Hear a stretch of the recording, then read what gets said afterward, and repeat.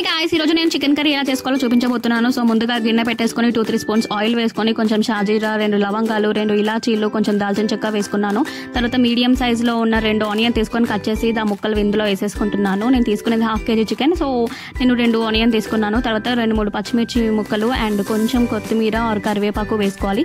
నా దగ్గర కరివేపాకు మాత్రమే ఉంది కాబట్టి అది వేసుకున్నాను. సో ఇది వేసుకొని తిప్పుకున్న తర్వాత దాంట్లో కొంచెం పసుపు వేసుకోవాలి. పసుపు అండ్ ఉప్పు వేసుకోవడం వల్ల యాజ్ యూజువల్ మనకు తెలిసిందే ఆనియన్ అనేది తొందరగా కుక్ అయిపోతుంది.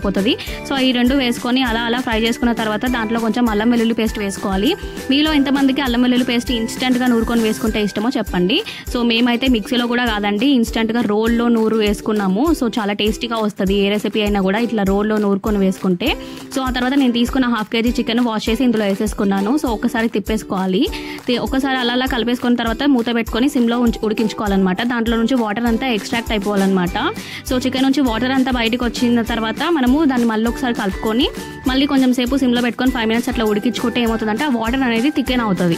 సో అది థికెన్ అయ్యే టైంలో మళ్ళీ గిన్నె కంటుకోకుండా ఉండడానికనే మనం ఏం చేస్తున్నామంటే పైన మూత పెట్టుకొని దాంట్లో కొన్ని వాటర్ యాడ్ చేస్తున్నాం అనమాట. ఆ వాటర్ని మనం చికెన్లో ఏం పోయాము.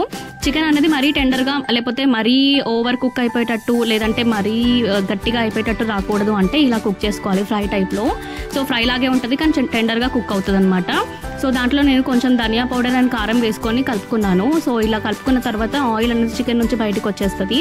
సో ఆయిల్ వేరైన తర్వాత కొంచెం chicken masala and whole garam masala add చేస్తున్నాను. హోల్ గరం మసాలా అంటే 2 లవంగాలు, 2 ఇలాచీలు, కొంచెం చెక్క, కొంచెం షాజీరా సేమ్ అది రోట్లో నూరుకొని వేసుకుంటున్నాను.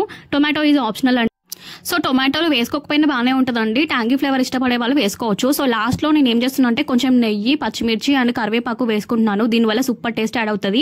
ఇవి వేసుకున్న తర్వాత హై ఫ్లేమ్లో పెట్టుకొని 2 నిమిషాలు అలా తిప్పేసుకొని మూత పెట్టుకొని సిమ్లో పెట్టుకొని 5 minutes ఉంచుకోవాలి. వేడి చికెన్ ఫ్రై అయితే రెడీ అయిపోయింది. దీన్ని బగారా రైస్తో సర్వ్ చేసుకుంటే చాలా బాగుంటుంది. As of no white rice ఉంది, సో దాంతోనే హాట్గా ఎంజాయ్ చేసాము.